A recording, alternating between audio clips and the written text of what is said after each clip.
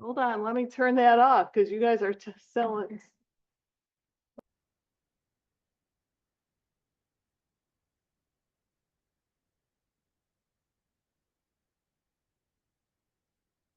"6:30. To call the meeting to order, although I hear some rumblings in the hallways.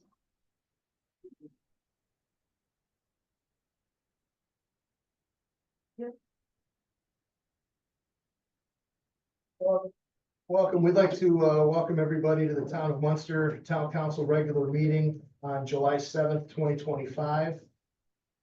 If we could have Clerk Treasurer Miss, please call the order, roll call. Counselor Hopper, Here. Counselor Gardner, Present. Counselor Nellens, Present. Counselor Peterson, Present.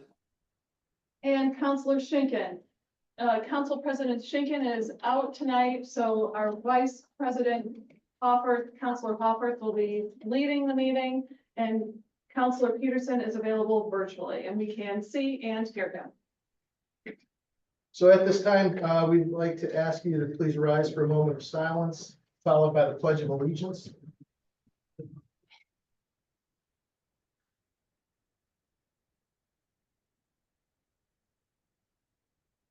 Pledge of Allegiance to the flag of the United States of America and to the republic for which it stands, one nation, under God, indivisible, with liberty and justice for all.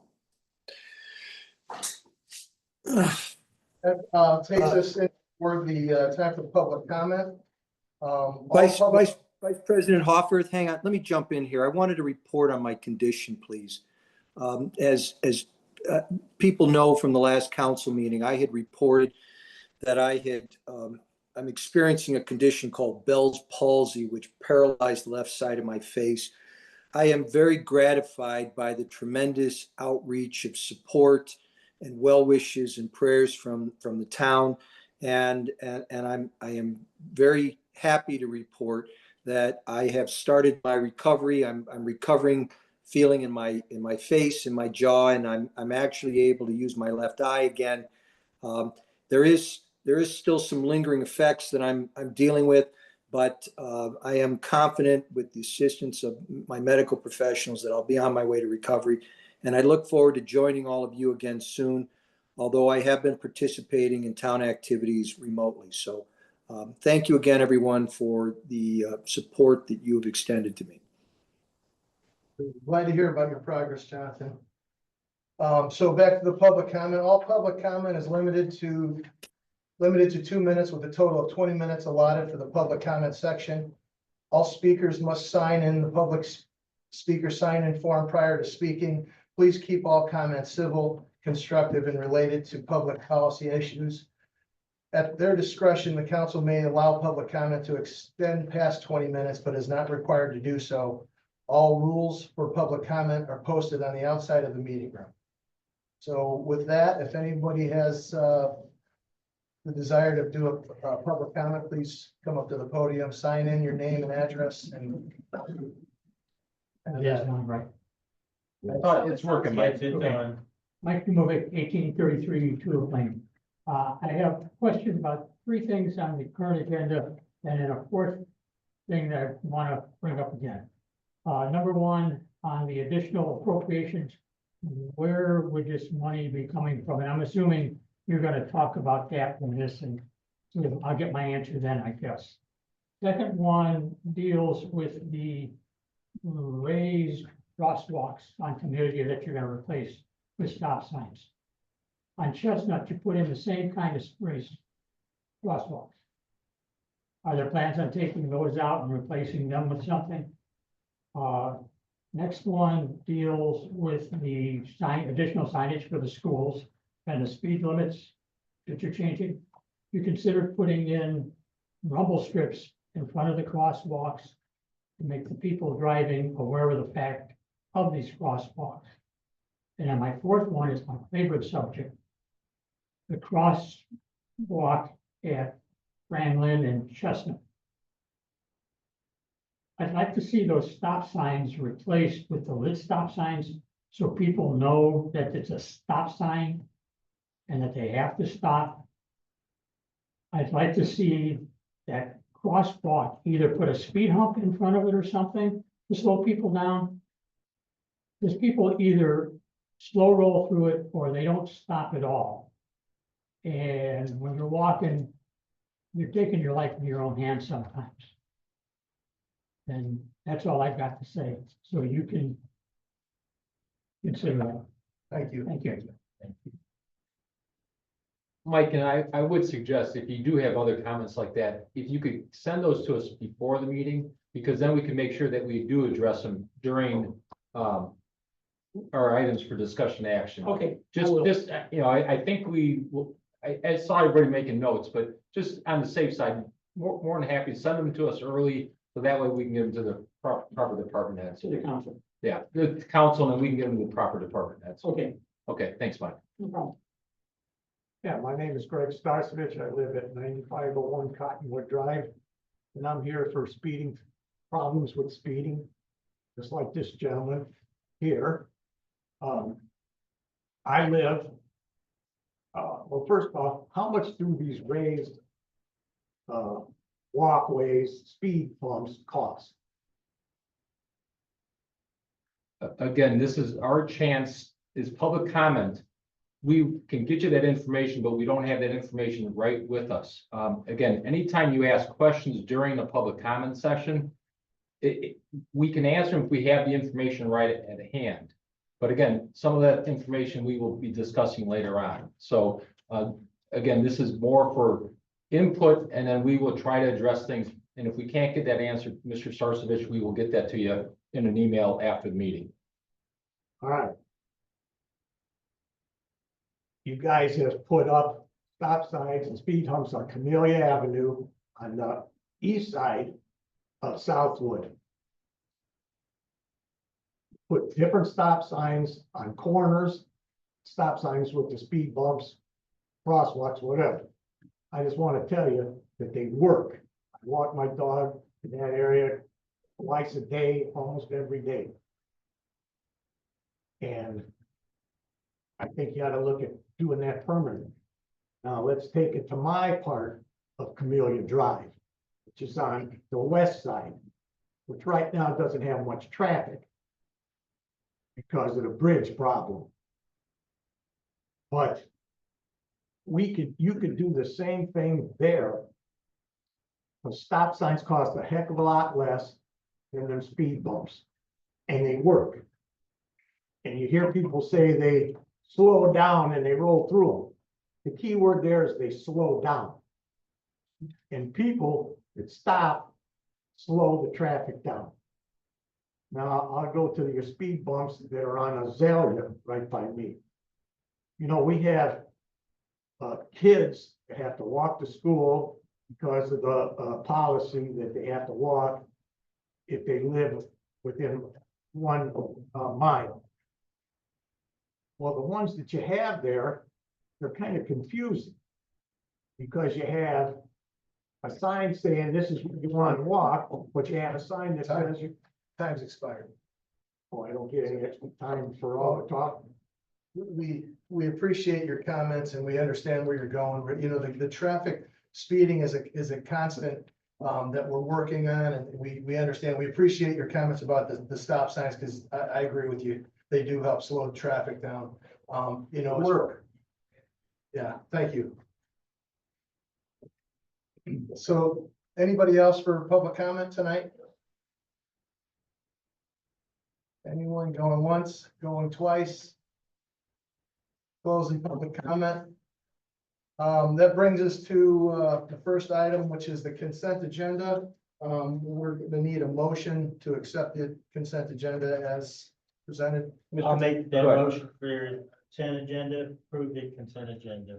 I will second Mr. Allen's motion. We have a motion, we have a second. Any discussion?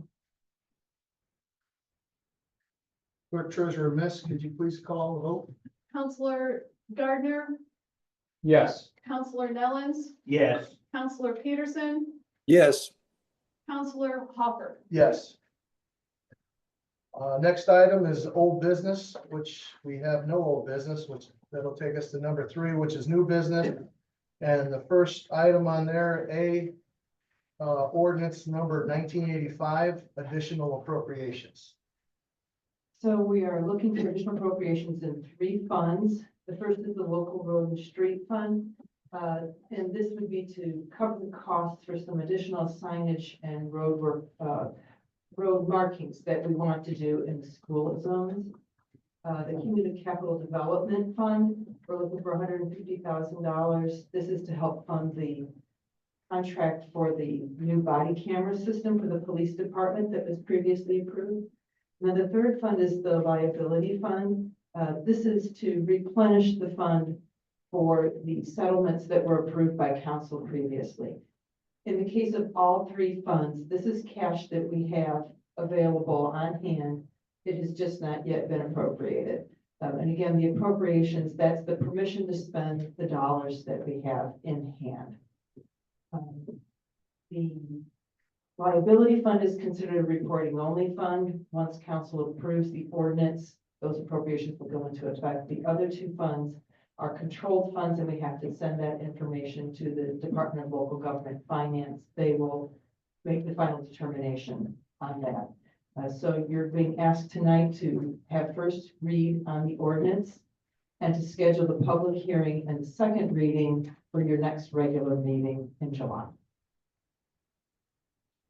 Mr. President, I would make a motion to hear proposed ordinance 1985 for additional appropriations on first reading and schedule a public hearing and second reading for July 21st, 2025. I'll second that motion. Any discussion on this issue? Mr. Dumovich, did you get your questions answered with that, or did you have other questions? So the money's already in those funds, it just hasn't been allocated. Go ahead. So the cash is sitting in the bank right now. We just don't have the authority to spend that cash. But it's in those funds. Yes, it is sitting in the bank account that is assigned to that particular, those individual funds. Okay, thank you. Very good. Clerk Treasurer Miss, could you please call the vote? Sure. Counselor Gardner, Yes. Counselor Nellens, Yes. Counselor Peterson, Yes. Counselor Hopper. Yes. That brings us to letter B, ordinance 1986, stop signs on Camellia Drive. Very, very popular topic. Camellia Drive, we're looking to replace the race crosswalks on Camellia Drive with permanent stop signs. The reasoning is for there's bonding issues, there's maintenance issues. And also SCH performed an evaluation of the race crosswalks. The recommendation is to remove race crosswalks because they present maintenance concerns. And there's also the design is unsatisfactory for this location due to the existing grade in the roadway. So with that being said, we are looking to install permanent stop signs at those 4 intersections. Amelia Drive, Elmwood Drive, Amelia Drive, Walnut Drive, White Oak Ave, Cardinal Court, White Oak Avenue, and Rand Court. And then also, I believe we would need to adopt ordinance 1880 or 1986.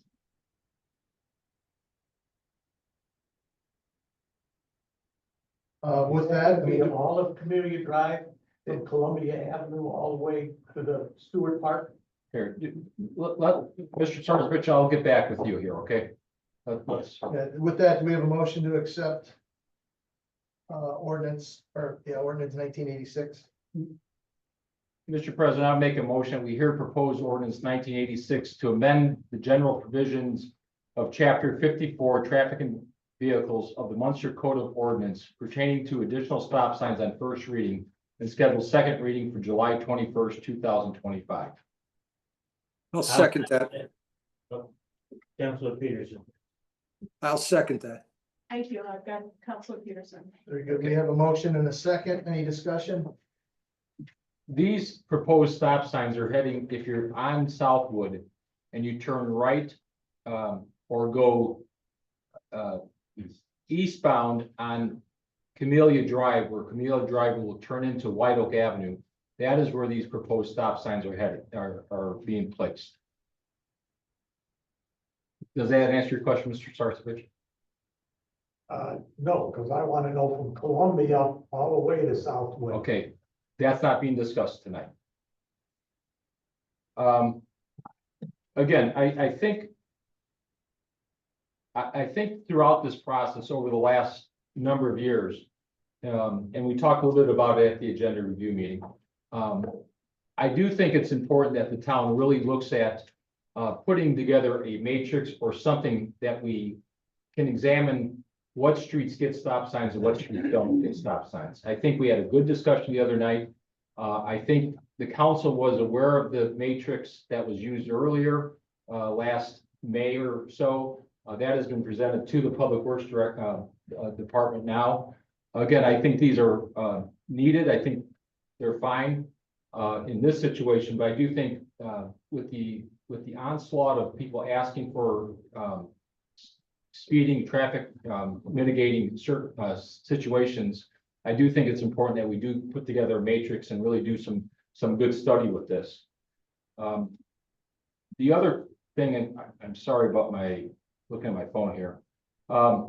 I also think one thing that happened in this situation that was very positive, I think temporary stop signs, especially with the amount of traffic that we have because of the detour on Main Street or 45th, I think is important. I think that's something we can learn from in future situations, that we do use a temporary situation. If we want to look at and examine an area, we can do something with temporary traffic signs. And I think that did help a lot in this situation. I do applaud Public Works for using the temporary stop signs with this. That's all I got. I just like to make a comment on this, that we're struggling to come along with this. It's not like we can put stop signs at every corner. We can't put speed bumps on every block, all up and down. We're trying to be responsible as to where we put them. And as the question was asked, there is a cost to this. And the discussion is that stop signs are the least expensive. Speed bumps are next. And then you've got your raised crosswalks, which are basically double what the speed humps are in that neighborhood. So again, we've got a speed team. We've got lots of places we have to look at. It's a large community. And I just want to say that, you know, we're struggling with this, and we're going to do our best to resolve this. And there are some times where we may make a mistake and we may have to take something out. We hate to do that, but it doesn't make sense to leave a mistake in place if it's just not going to work right. So those are my comments. I think it's also important that these raised crosswalks in this situation did not get the depth of concrete and the drainage. They were misengineered, from a lack of a better terminology. They were put in per spec, but because of the height of the road compared to the other roads that we put in raised crosswalks and on Azalea, on Treadway and things like that, that are working like they should. These were not, due to the installation specification and the current conditions. That's why we're seeing some detriment behavior with this, and some negative behavior, and that's why these are being taken out. The other ones that are in place have worked well and are per engineering standards, and we aren't seeing any failure with those. And I would reiterate again that, you know, this whole process is just that, a work in progress, and it's constantly being worked over with the speed team and with the police and with, you know, I hear all the time, all over time, I see it myself. I joke, I'm the guy in the front yard waving my rag, telling people to slow down every day. But, you know, it's gonna be a work in progress, and things are gonna work, and we're gonna have to change. And with the rerouting of traffic that we're going through right now, it's a new ball game with some different factors in the equation. But, you know, I rest assured, we're working on it, and, you know, it's gonna be just work in progress. So with that, Clerk Treasurer Miss, could you call the vote? Certainly. Counselor Gardner. Yes. Counselor Nellens. Yes. Counselor Peterson. Yes. Counselor Hopper. Yes. So that brings us to item C, which is interlocal agreement, pedestrian bridges. So the town has been working on the pedestrian bridge project for a while now. These are the bridges over Keene Marsh and Hard Ditches. And the contract was awarded, and we have been working on an interlocal agreement with Highland where they will have agreed to pay for half of the costs of the local match that has to be met for both the construction inspection work and the actual construction of the bridges. The agreement was reviewed by the attorneys. The Highland Park Board has already approved it, and so now you're being asked to approve it as well. Excellent. With that, can we have a motion? I'll make a motion. By motion and roll call vote, approve the interlocal agreement with the Town of Highland Board of Parks and Recreation for the construction and maintenance of the Katy Marsh and Hard Ditches bridges. There's a motion. Can we get a second for that? I'll second that motion. You got any discussion? I just want to make a comment that this has been a long time coming. I want to say in my first term, the first year we started talking about this, and that's over 24 years ago. So it's getting right there. It's taken a lot of approvals. It's not going to be inexpensive, but it'll be very nice when it's completed. The only question, it's more of a comment, or I guess the question to staff is, because it's been such a long time, what type, we don't need an answer now, but are we planning a ribbon or groundbreaking ceremony, or since there's gonna be so much construction happening next year, are we better off doing it? Don't need an answer now, but something we should at least consider, either a groundbreaking or ribbon cutting or something like that, or maybe both of them, since it is. There's been many, many park directors on both sides of the town sides that have been involved in this. Good comment. I think that would be nice, and groundbreaking and a ribbon cutting. Yeah, and especially, Something simple. especially with the partnership or the coordination between us and the town of Highland, I think it's a positive thing. Hopefully the night of the Munster Highland game, that doesn't become a object of disrepair like Bridge Road. Another bridge to paint. Right. Yeah, any other comments? Clerk Treasurer Miss, could you please call the vote? Counselor Gardner, Yes. Counselor Nellens, Yes. Counselor Peterson, Yes. and Counselor Hopper. Yes. That brings us to letter D, the Crestwood storm failure repair. There's a deficiency found in the 15-inch main storm line at 8713 Crestwood Drive.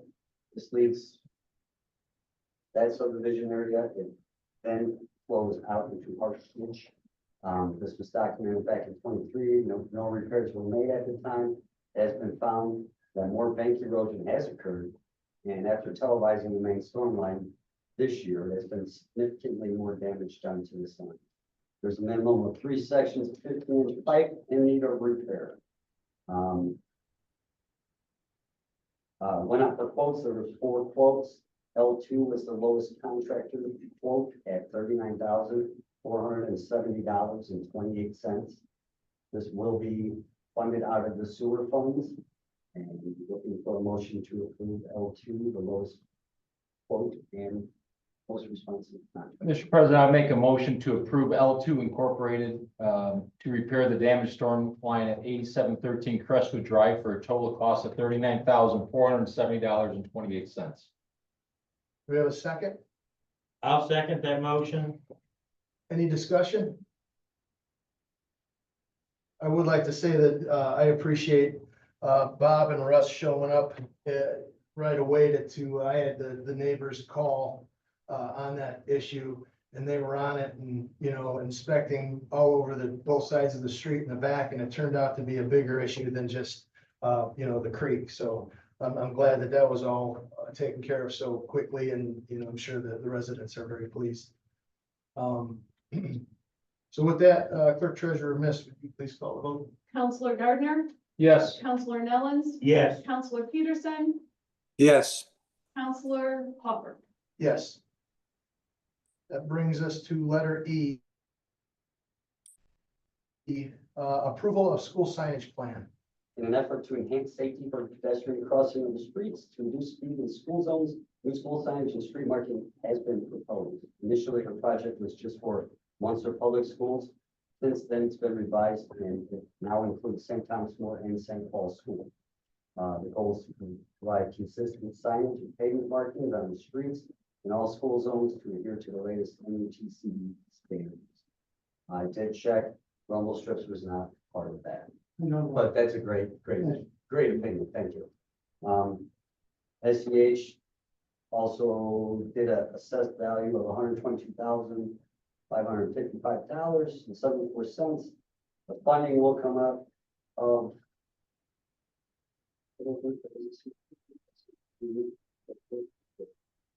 sorry.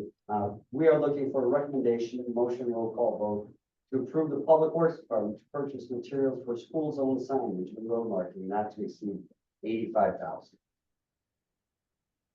I'll make that motion. Excellent. I'll second the motion. All right, we have a motion and a second. We have any discussion? I guess the question would be the two private schools, St. Thomas More and St. Paul. I did not see any details about what was going on around their schools, but they are being included into this equation. Okay. Mindy's got something. Any other discussion? Have the other thing is the traffic patterns around the high school, and middle school. I know this, have we had any discussions with the school town? I know they talked about having some engineering studies done around that to improve that safety. You know, not so much the signage, but actually patterns and drop-offs and pickups. Have we had any discussion with the school, or are they doing that right now on their own? I have not had any discussions with the school for a change of patterns, but we have had discussions with the school about possibly traffic calming solution to paint Columbia in front of the high school by the football field. I guess if anything, if we could reach out to the school, I know they talked about having some engineering studies done and some work around the middle school and high school. And again, the more that we can be involved in those discussions, especially from a police standpoint, you know, public works standpoint, whatever we can do. Counselor, we have with the prior superintendent, Okay, as you know, he's since left for a position in Colorado. They don't have anybody yet, but we will reach out to them. and then the final thing would be the pickup, not so much drop off at the elementary schools, the public schools, but certainly the pickup procedures. There's all kinds of congestion after school from, 2:45 to 3:30, maybe even to 3:45. And again, certainly I can understand you need to pick up your kids from school, but if there's a better way to work with the school, work with the PTOs, work with the school, resource officers, that we can improve that safety, I think would help also. Councilor Gardner, just, I sat in on a couple of the meetings with the school about the school safety zone, and they did do a study about traffic patterns, but it was on their property. So it's within, how you come in off of Columbia and you go along the back, and Okay. there's nothing that hits our streets. It's the school zone, the school. Yes, yes, like behind, when you go behind by the theater, it was something they did there, and they looked at possibly reconfiguring in some way, but there's no plans to move forward with that. Okay, So I think that's the study you might have heard about and are possibly referencing. again, it probably is, again, when I hear a traffic study, and if it's only being done on private property, the school property, it'd be nice, again, for us maybe to work with them on something like that, because again, it's as much public streets as private streets that can improve the safety, potentially. It feeds into public roads. Yeah, exactly. So again, just the more that we can reach out to the school, the better off we're gonna be. Any other comments, discussion? For Treasurer Miss, could you please call the roll? Councilor Gardner, Yes. Councilor Nellens. Yes. Councilor Peterson, Yes. Councilor Hopper. Yes. That brings us to letter F, the appointment to the BZA board. Mr. President, I would make a motion that we appoint Daniel Sharp to the open position on the Board of Zoning Appeals. We have a motion on that. I'll second that motion. Yes, thank you. Sorry. Any discussion? I just want to weigh in. We had a couple of highly qualified candidates apply for this position. Mr. Sharp was certainly qualified. We had another extremely qualified candidate, Lawrence Velchek, who has served the town previously and is interested in doing so again. I want to compliment both of these gentlemen for stepping up and offering to assist the town in the BZA, and I hope perhaps in other matters or boards or commissions as they come up. So congratulations to both men. I guess I would also echo that these are two qualified candidates. But I also would David Kiesling's here. He also recently put his application in for the BZA. I think he's another qualified applicant that would do a good job also on this. This was one of the open positions that we did put in the news you can use. And I think there was one other person that applied after the news you can use was put together also. So again, it was just one of those things where we just interviewed two people, but we do appreciate people interested in the open board position. And I would ask if anybody just recently put their application in, if we could maybe, clerk treasurer, if we could just send a update that we make a decision and just kind of put a closure to Sure. at least the recent applicants within the last 4 or 5 weeks that applied. Okay, I can send them an email, just acknowledging their application and appreciate it. And we do keep all applications on file for a period of no less than 3 years. So it's not uncommon to pull them back up a year or two after you originally submitted, so. I will like to say also that the whole process was very well done, and I think Jonathan said it well. We did have two excellent candidates, and it was tough to decide, but it's important that we fill these roles with people with experience and that are going to be helpful to the town and kind of getting through the weeds and making good decisions. So we're going to be, I think, very pleased with Mr. Sharp. With that, Clerk Treasurer Miss, could you call the vote? Counselor Gardner, Yes. Counselor Nellens, Yes. Counselor Peterson, Yes. Counselor Hopper. Yes. That brings us to G, disposal of surplus equipment. Maybe we just need to vote on that. Oh, I'm sure I'm gonna go through the list. No. Mr. President, I'll make a motion that we accept the recommendation to declare the items from the fire department and the clerk treasurer's office as surplus property. Is there a second for that? I will second that motion. And And just as a comment, we need to always approve these items to be disposed of. Whatever the items are, that's part of the protocol with the state of Indiana. Is that not correct, Ms. Abbott? Yes, to get it off the list of assets. Right. I would just say, if you come across my red swing line stapler, don't throw it away. Okay. With that, Clerk Treasurer Miss, could you call for the vote? Counselor Gardner, Yes. Counselor Nellens, Yes. Counselor Peterson, Yes. Counselor Hopper. Yes. That brings us to reports. Are there any reports? I have several meetings this upcoming week or two between now and the next council meeting with NERC, the Northwest Indiana Forum Public Policy, Shared Ethics Committee, as well as some information about the budget. So I'll have more next time. But I did want to take this opportunity, unless one of the other counselors is going to talk about what a successful 4th of July, 3rd and 4th of July we had. Everybody really stepped up. All the departments worked well together. I got to sit in kind of the command center for a while. It was good to see how involved and engaged everybody was and how responsive they were to everything. The 4th of July parade not only was the town, but it also involved the Munster Lions Club. It's their parade, and then the Munster Chamber assisted with that, as well as the Civic Foundation. It was a very successful, I think. We had 50 entrants, 49, 50 entrants. A few dropped out, so it was about 48, 49. The parade from where I sat was about an hour and 15 minutes long. It was, well attended and much participation. So thank you to everyone who went above and beyond to make the 4th of July such a wonderful thing for the town of Munster. Did we get a count on how many of those balls we threw off the fire engine?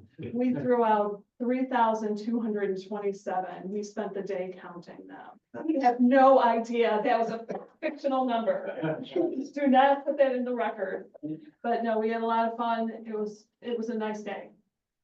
Thank you for the And I'd report. also like to comment on the parade. There were a lot of new entries that we haven't seen. Yep. Like the Civic Foundation, they put together their float, and that was a very nice unit. The Model A Club was there, and of course, that's one entry, but they might have had 10 vehicles, which added to what's going on. And there was an old Packard and one of the, there was just a lot of interest to look at. And I want to say Public Works did an outstanding job with their roving mowers and skipping around, and I think the staff had fun doing that, but it was also, I thought, fun watching them kind of like the Shriners with their little cars shooting around. So it was a good parade. That concludes reports. And I just want, Laura Stewart's in the back, with the Munster Civic Foundation. She put together that float with Jen Maloney, Herman, and Ricky's here now. So Ricky, tell your wife thank you, but certainly like to thank you guys for your help and stepping up for that. Yeah, above and beyond on that. It was a lot of fun. Nicely done. So Thank you, thank you. Any portfolio reports? Park Board's going to be meeting tomorrow afternoon at 5 o'clock to talk about capital improvements, their capital improvement plan for the next 5 years, I believe. That meeting will be held, I think, in room A because there's a BZA meeting. No, there's another meeting going to be happening here at 6 o'clock, I think, tomorrow. Oh, my mistake. The meeting is in another room because they thought there was a meeting here tomorrow night. yes, Correct. so my guess is we'll move it into this room. We'll put the signs out there. My apologies, but the Park Board is meeting in the town hall tomorrow at 5 o'clock. And the BZA and Plan Commission meetings scheduled for tomorrow night have been canceled. My mistake. Thank you. Final announcements, all town council meetings will begin at 6:30 unless otherwise noted. July 21st, 2025 is the next regular town council meeting and regular development commission meeting. I'd like to motion for. I'll make a motion for adjournment. I'll second that motion. All in favor, say aye. Aye. Aye. That concludes the meeting. We're gonna start the redevelopment committee or redevelopment commission regular meeting. Going right in, should just take a few minutes. Clerk Treasurer Miss, could you please call to order? Commissioner Hopper, Here. Commissioner Gardner, Present. Commissioner Nellens, President. Commissioner Peterson, Here. Commissioner Schenken is absent, Commissioner Peterson is virtual, and Commissioner Schenken's absence, the Vice Chair, Commissioner Hopper, will run this meeting today. It brings us to public comment. All public comment is limited to 2 minutes with a total of 20 minutes allotted for the public comment section. All speakers must sign in this public speaker sign-in form prior to speaking. Please keep all comments civil, constructive, and related to public policy issues. At their discretion, the commission may allow public comment to extend past 20 minutes, but is not required to do so. All rules for public comment are posted outside the main meeting room. With that, anybody who would like to come up for public comment, please. Or, Yes. yeah, public comment, to come up to the podium, sign your name and address and have at it. Anybody? Going once, going twice? That'll close the public comment section, brings us into consent agenda. Can we get a motion to accept the consent agenda as presented? I'll make a motion to accept the consent agenda. I'll second that motion. Excellent. Any discussion? That brings us no old business. There's no. Excuse me, I'm gonna take a vote Oh, on I'm it. sorry. That's okay. Commissioner Gardner, Yes. Commissioner Nellens, Yes. Commissioner Peterson, Yes. Commissioner Hopper. Yes. And while I'm speaking, I'm going to acknowledge that our school board liaison, Don Castro, is not present today because there is a scheduled, school board meeting, so cannot be in two places at once. So no, Mr. Castro. All right, now you're ready to move on to old business. So old business, which there is no new old business, there's no new business. Any reports? Any announcements? No announcements, so I, call for adjournment, a motion to. Motion to adjourn. So, second? All in favor, say aye. Aye. Very good. Let's say at the same time. So that's the adjournment. Thank you all for coming. Have a pleasant evening. Yes, ma'am. Won't be able to make it. Okay. Tell them thank you for eradicating COVID-19 so fast. They do. We'll make that-